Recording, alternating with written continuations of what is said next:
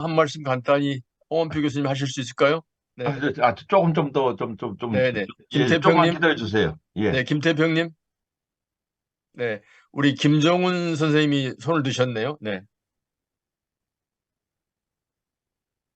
음소거 해제하시고요. 네, 예, 오늘 늘상 그렇습니다만은 이제 신학적, 종교적 의미에서의 이제 역사적 배경이라든가 그런 유럽을 중심으로 해서 말씀을 해주시는데 아주 좋게 받아들이고 있습니다. 그러나 한 가지 질문은 우리나라는 어떤 바탕적 배경이 깔려 있으며 그로 인하여 지금 세속적으로 봤을 때는 세력화되어 가고 그 중에서도 가장 우려가 된다고 그럴까요? 지금 세습화가 아주 공통적으로 나타나는 것은 어떤 배경으로 설명이 돼야 될지 모르겠습니다. 감사합니다. 한국 교회에 대한 진단 이런 차원의 질문을 주신 거네, 그죠? 네, 예, 감사합니다. 네, 네, 감사합니다. 다른 분들 우리 진금남 선생님, 박승남 목사님 한 저기, 말씀, 박승남 목사님, 네, 제가 좀 한번 네, 하고 진금 싶은데요. 목사님, 네, 네, 예, 저는 이제 제가 저기 오늘 결혼식이 늦게 있어서 저기 롯데호텔에서 집에 들어온 지 얼마 안 됐는데요. 자세한 얘기는 잘 못했는데 제가 이번에 북유럽 여행을 하면서 느낀 점이 있는데 루터의 종교 개혁을 해서 북유럽, 노르웨이, 핀란드, 뭐 스웨덴, 네덜란드 그런 나라는 평생 살면서 교회를 네 번만 간다고 그래요. 태어났을 때 오고 세례받을 때 오고 결혼할 때 오고 죽을 때 오고. 그런데 그, 그 모든 국가의 국기를 보면은 그 태극기가 이 십자가가 있거든요. 루터의 종교를 바탕으로 해서 세워진 나라라고 그러는데 우리나라는 굉장히 그 교회 주일 성수라든가 그런 것들을 굉장히 중요시 여기고 이제 우리도 그 정치를 위해서 유정자들 위해서 기도해라고 성경에도 나와 있잖아요. 근데 오늘 그 강의하신 목사님은 이 북유럽에 있는 그런 루터의 종교에게 평생에 네 번만 가는 나라와 그 정치적 그리고 그 목사님들은 다 공무원이라고 그러더라고요. 나라에서 월급을 준다고 그러는데 그런 신앙생활은 어떻게 생각하시는지 좀 궁금해서 여쭤봅니다. 네. 그렇죠. 뭐 독일도 목사님이 일종의 국가적인 뭐 공무원, 뭐 국가로부터 월급을 받으니까요. 진금남 선생님 감사합니다. 북유럽의 교회는 다 주로 루터란 처치인데요. 감사합니다. 우리 박승남 목사님 한 말씀. 아, 예, 그리고 저기 아까 김정길 교수님인가요? 저도 고향이 남원이에요. 반갑다고 한번 인사드리고 싶어요. 네, 알겠습니다. 네, 네. 감사합니다. 네, 네. 박승남 목사님, 네, 예, 예, 하여튼 뭐 이렇게 관심이 많이 가는 그런 주제였고 또 좋은 강의 감사드리고요. 바르멘서는 또 뭐 보네포 목사님, 바르트 같은 대신학자 우리가 많이 이렇게 또 배우고 또 어느 정도 알고 있는 그런 분들이지만 또 이렇게 많이 새롭게 알게 해주셔서 감사드리고요. 오늘날 정말 이 신학적인 그게 계속 잘 이렇게 좀 우리 신학교에서 잘 이어져야 되는데 우리 이상한 교수님 제가 서울장신 뭐 오래전에 나왔지만 어, 그런 그 교육들이 제대로 이제 학교에서 좀 신학교에서 좀 그 교육이 되면 좀 좋겠다 그런 생각이 들고요.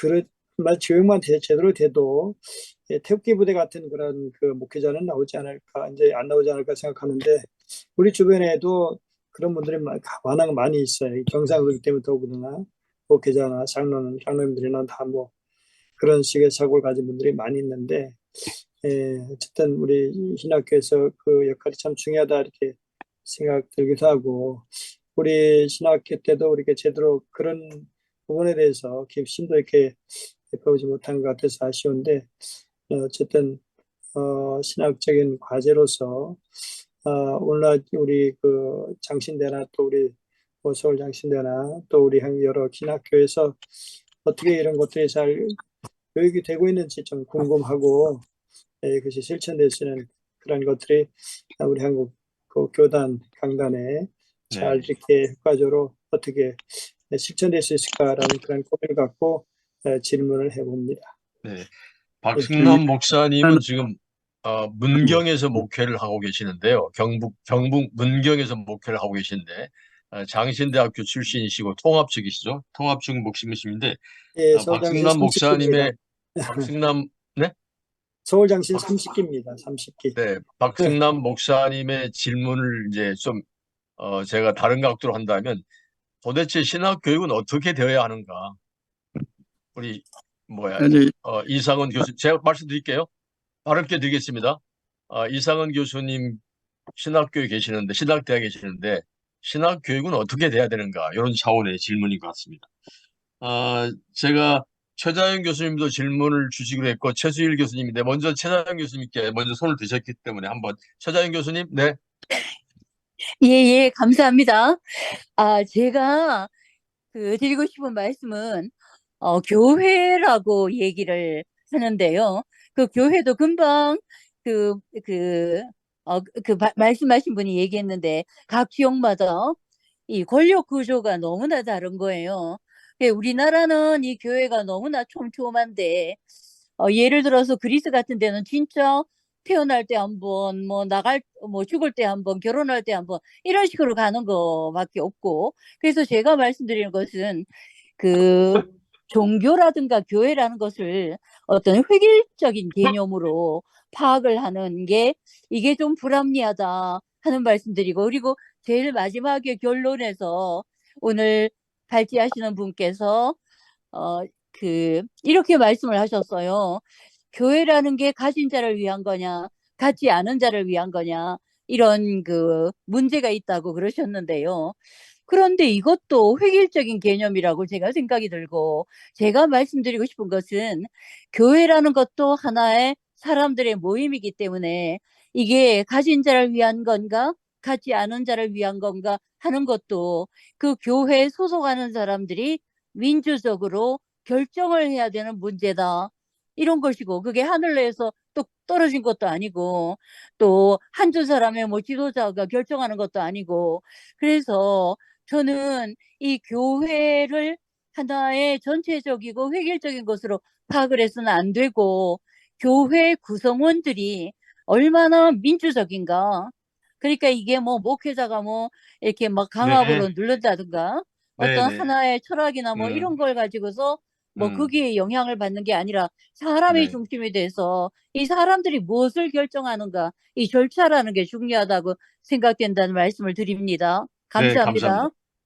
감사합니다. 최자연 교수님은 참고로 이제 그리스에서 박사학위를 하셨고요. 서양사 전공이신데 그리스는 물론 이제 개신교입니다만 정교회겠죠, 그죠? 예, 오소독스 예. 처치. 아무튼 근데 최자연 교수님은 이제 민주주의에 좀 관심이 많으신 분이거든요. 교회의 구성원들이 민주적인 의사 결정을 통해서 모든 것을 결정해야 된다.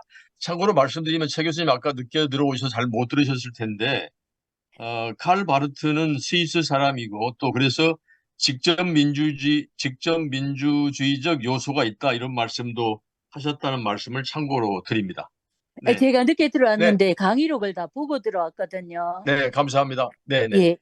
최수일 이사장님, 네, 질문이 아니고 이상은 교수님이 말씀하신 가운데 그 좀 표현이 아까 우리 강치원 교수님도 그랬던데 소위 1988년 2월 29일에 NCC가 발표한 민족의 통일과 평화에 관한 한국 기독교의 선언은 연동 선언이라고 안 합니다.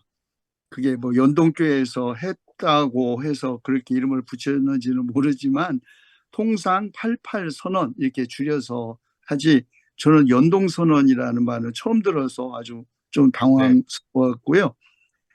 88 선언에 바르멘 신학 선언이 영향을 끼쳤는지 전 모르겠다 이렇게 말씀을 하셨는데 제가 아는 한 바르멘 신학 선언 텍스트 자체를 보시면 사실 아주 완곡하고 혹은 은유적으로 나치즘에 대한 비판은 있을지언정 사실은 그렇게 적극적인 저항 문서라고 보기는 어렵습니다. 그리고 바르멘에서 이제 소위 히틀러가 뮬러라는 군목 출신의 그 비숍을 세워서 각 주마다 독립적으로 되어 있었던 독일 교회를 통합하여 하나의 제국, 하나의 총통, 하나의 교회 이데올로기를 실현하려고 하는 것에 대하여 각 주 교회가 자율성을 빼앗기는 것에 대한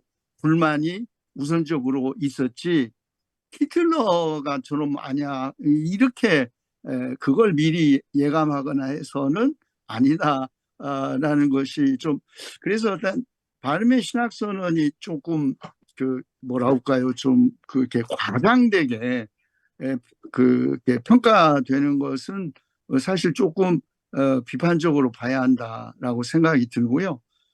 88 선언에 오히려 영향을 끼친 것은 스투트가르트 죄책 선언입니다. 70년대 그 보네퍼 공부하고 이제 우리 한국교회가 민중신학 만들어가면서 이제 그 어떤 민주화 운동, 인권 운동에 이제 그 밑거름이 할 때, 그때 고백교회라는 이름도 그래요. 그런 교회 없습니다.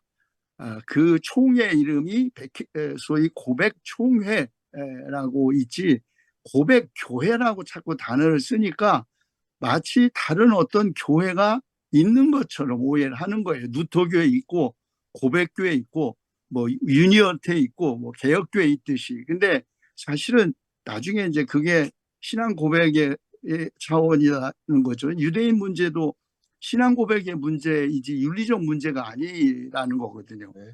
그게 이제 그런 네. 점에서 스투트가르트 죄책 고백이 오히려 영향을 끼친 것은 88 선언 자체가 죄책 고백으로 시작을 하거든요. 그래서 그거 좀 보충했습니다. 네, 저기 최수일 이사장님께 제가 하나 여쭤볼게요. 88 선언이라고 했는데요. 다른 말로는 뭐라고 하나요, 이사장님? 아까 제가 저기 얘기했는데 정확하게는 민족의 통일과 평화에 관한 한국 기독교의 선언.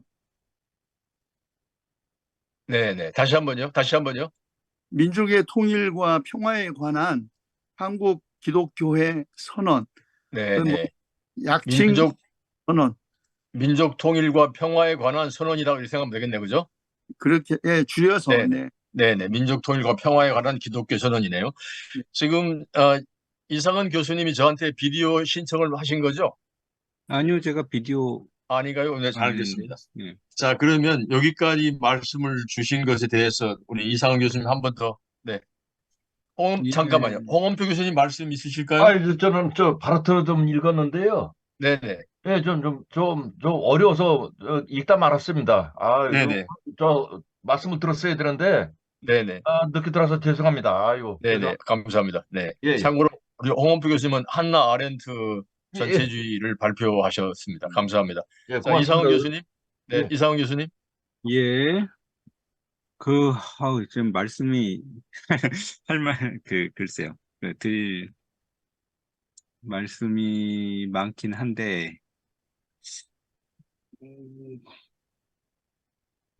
좀 말씀이 많아가지고, 네? 다 지금 그러니까 코멘트나 질문이 많아가지고 다 드리기는 좀 어려울 것 같고요.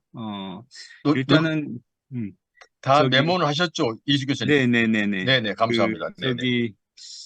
일단은 북유럽 그 루터란 처치의 제가 요 말씀을 이렇게 들어도 되는지 모르겠는데, 그러니까 걔네들은 뭐 사회적인 얘기는 몰라도 종교적인 얘기는 대충 하는 거 아니냐, 이런 어떤 이제 그 코멘트로 좀 들은 부분이 있어요. 근데 제가 종교적 전통에 대해서 우리가 쉽게 얘기할 수 있을까라는 생각이 좀 듭니다. 그러니까 이제 무슨 말이냐면, 우리 한국 교회에서 이제 그 지난 100년 동안에, 요즘은 좀 달라졌는데, 기독교인이 뭐냐 그러면 딱 제일 먼저 나온 얘기가 술 안 먹고 담배 안 핍니다. 이게 기독교인이라고 했거든요. 근데 과연 기독교인이라는 게, 주일에 예배는 잘 드려야 되겠죠. 근데 술 안 먹고 담배 안 피면은 기독교인인 것인가? 그럼 유럽의 목사님들은 술 먹고 담배 피거든요. 줄 서서 담배 다 피고 그러는데, 근데 그분들은 대신에 이제 사람들이 정직하지 않으면은 굉장히 난리가 납니다. 부정직하면. 근데 우리나라에서는 부정직하고 거짓말하는 건 되게 좀 잘 봐주는 경향이 있어요. 술 먹고 담배 피는. 그게 과연 이제 기독교인이냐라고 하는 정체성에 대해서 얘기하면, 제가 그 종교 행사 내지는 종교 활동을 대충 하라는 의미가 아니고, 그런 것도 중요하나 정말 그 종교적 정체성이 무엇인가에 대해서는 좀 철저하게 좀 질문을 하고 물어볼 필요가 있겠다라는. 그러니까 이제 우리가 볼 때 제가 아까 전에도 말씀드렸지만 종교 행동, 종교 행사, 어떤 종교심이라고 그러는 것에 대한 오리엔테이션이 가치에 대한 질문을 한다라고 그러면 우리는 가치에 대한 질문을 잘 알아요. 근데 서구 신학에서 어쨌든 2차 세계대전 끝나고 나서 제가 아까 전에 요건 좀 넘어간 얘기지만 저는 나름대로 유럽 사회가 한 가지에서는 굉장히 좀 성공한 부분이 있습니다. 그러니까 2차 세계대전 끝나고 나서 지네가 몇 번을 사고를 갖다 이제 친 것을 아니까 굉장히 사회의 사람들을 교육을 통해서나 아니면 합의적인 사회 개조를 통해서 그 교육을 시킬 수 있다라고 하는 부분에 대해서 굉장히 강조를 두면서 합의된 어떤 가치를 갖다가 어릴 때부터 가르치는 것에 대해서 굉장히 강조를 하는 부분이 있어요. 그러니까 경쟁이라든지 아니면 이제 그 성공이라든지 이런 것을 지향하는 것보다 공동체가 어떻게 살아갈 것인가. 이걸 어렸을 때부터 가르치는 부분이 있는데 그걸 갖다가 그냥 행동으로만 가르치는 게 아니라 아젠다부터 설정해서 가르쳐 나갑니다. 근데 과연 우리 사회가 그런 어떤 가치에 대한 합의를 갖다가 한 부분이 있느냐, 그건 이제 그 사회도 마찬가지고 교회도 마찬가지인데 우리는 사실은 엄밀히 말해서 다 안 하거든요. 안 한다고 보입니다. 그러니까 사회가 망가지는 거죠. 그런 부분에 대해서 우리가 좀 본질적인 질문을 같이 해야 될 필요가 있지 않을까. 이런 부분에 대해서 이제 한번 좀 생각을 해보고요. 그 다음에 네. 박승남 목사님 말씀하신 것처럼 이제 그 신학교에서 교육이라고 하는 것도 물론 이제 신학교육도 중요하고 근데 또 하나는 현장과 그 필드라고 그러죠. 이제 거기에서 이제 그 지배하고 있는 어떤 정신이라는 게 있지 않습니까? 그 사회 정신을 거의 따라가거든요. 과연 이런 현장에서 따라가면서 이제 학교에서 따로, 생활에서 따로 이런 것들이 이렇게 그 진행이 되고 있는 것들이 전체적인 어떤 한국 사회의 모습일 뿐만 아니라 종교 교육에서도 마찬가지로 나타나고 있는 모습이기 때문에 이런 부분에 대해서는 전체적인 어떤 고민을 통해서 지속적으로 이제 좀 변화시켜 나가야 되는 부분이 있지 않는가라고 이렇게 생각을 갖다 이제 좀 해보게 됩니다. 그다음에 이제 그 뭐 최자연 교수님이 이제 말씀할 때 교회라는 것이 이제 말씀의 초점이 민주적 결정 사항, 특히 이제 구성원들에 따른 민주적 결정 사항에 대해서 이렇게 좀 강조를 두신 부분이라고 보이는데. 근데 신앙적, 신학적, 종교적 의미에서 교회가 무엇이냐라고 하는 것에 대한 정의와 그 정의에 따른 어떤 이제 그 방향, 오리엔테이션, 그 다음에 그것이 만들어내는 아젠다가 또 가치라는 것이 분명하지 않으면 그것을 사실은 이제 그 지향하기 때문에 사실은 이제 교육이나 신학교육이나 아니면 이제 종교교육이나 사회교육이 같이 이루어져야 된다고 보이는데, 그러지 않으면 이제 사실은 말하자면은 교회 구성원들의 민주적인 어떤 절차에다가 이렇게 놓게 된다면 그거는 조금만 더 가면은 저는 그냥 사교 그룹이 될 수도 있겠다. 예. 그거는 사실은 우리가 지향하는 바하고는 좀 거리가 먼다고 이제 보입니다. 그래서 이제 아젠다와 방향과 가치라고 하는 거죠. 가치도 분명히 있고 그런 가운데서 이제 구성원들의 어떤 합의가 이제 살펴지는 게 중요한데 저는 이제 계속 질문하는 게 우리가 갖고 있는 가치, 방향, 오리엔테이션, 아젠다가 적절하냐 이런 부분에 대해서 끊임없이 좀 질문을 해야 될 부분이 있다라고 이제 좀 보입니다. 그다음에 최수일 이사장님께서 말씀을 하신 부분 코멘트로 또 주신 말씀은 다 맞는 말씀이고요. 그리고 이제 연동선언이라고 하는 거는 사실은 이제 죄송한 표현으로 이제 종종 그런 표현을 갖다 쓰는데 이게 NCCK에서 했었던 일이고 교회 협의회에서 했던 일인데 어떤 특정 교회 이름을 갖다 담고 있는 거는 조금 이제 편향적으로 들릴 수 있을 것 같습니다. 그래서 사실은 그런 의미에서 드린 거는 아니고 그런 얘기를 갖다가 종종 저희 안에서는 또 하는데 이게 이런 표현에 대해서는 조금 불필요한 오해가 발생할 수 있을 것 같다고 생각이 들어서 이거 앞으로 좀 수정할 수 있도록 그렇게 하는 것이 좋을 것 같습니다. 그다음에 바르멘 신학선언이 너무 좀 이제 좀 과대평가가 돼 있지 않느냐. 근데 이거는 독일 사람들한테 만나서 물어봐도 그런 얘기를 하는데, 이 고백교회 환상을 자기네도 깨야 된다는 생각을 한다. 그러니까 고백교회라는 얘기, 고백교회가 아니라 고백총회가 아니냐. 근데 이제 사실은 이제 오늘날은 그냥 보통 이제 백했는데 키르시라는 표현을 많이 쓰거든요. 그러니까 이게 다른 교단이 있어서가 아니라, 제가 아까 말씀도 드렸지만 이제 교회 운동이라고 하든 고백총회라고 하든 이 특징 중에 하나가 별도의 조직으로 떨어져 나간 게 아니라 그 안에서의 어떤 활동으로 이렇게 같이 해 나갑니다. 그러니까 약간 이제 이런 부분에 대해서는 이제 교통 정리가 필요할 거라고 생각하고, 실제로 그 2차 세계대전 때 다들 그냥 뭐 넉나가고 있었는데 그나마 제대로 된 운동이 바르멘과 고백교에서 나왔기 때문에 이 부분에 대해서는 오늘날 굉장히 좀 높게 평가하는 부분이 분명히 있는 것은 사실이나, 그래도 저는 그 가치에 대해서는 그래도 상당히 좀 우리가 좀 눈여겨서 보고 좀 적절하게 높은 평가를 갖다 계속 줘도 되지 예. 않겠나. 기본적으로는 그렇게 생각을 좀 보는 네, 거고요. 예. 감사합니다. 네. 이제 시간이 좀 많이 됐네요. 벌써 9시 가까이 됐는데요. 또 우리가 또 공지 말씀을 드려야 할 사항이 있어서 여기서 좀 마무리를 하면 어떨까 이렇게 생각을 하고 있습니다. 오늘 정말 짧은 시간 동안에 많은 말씀을 주셨고 더 많은 질문을 또 해야 되고 너무 감사합니다.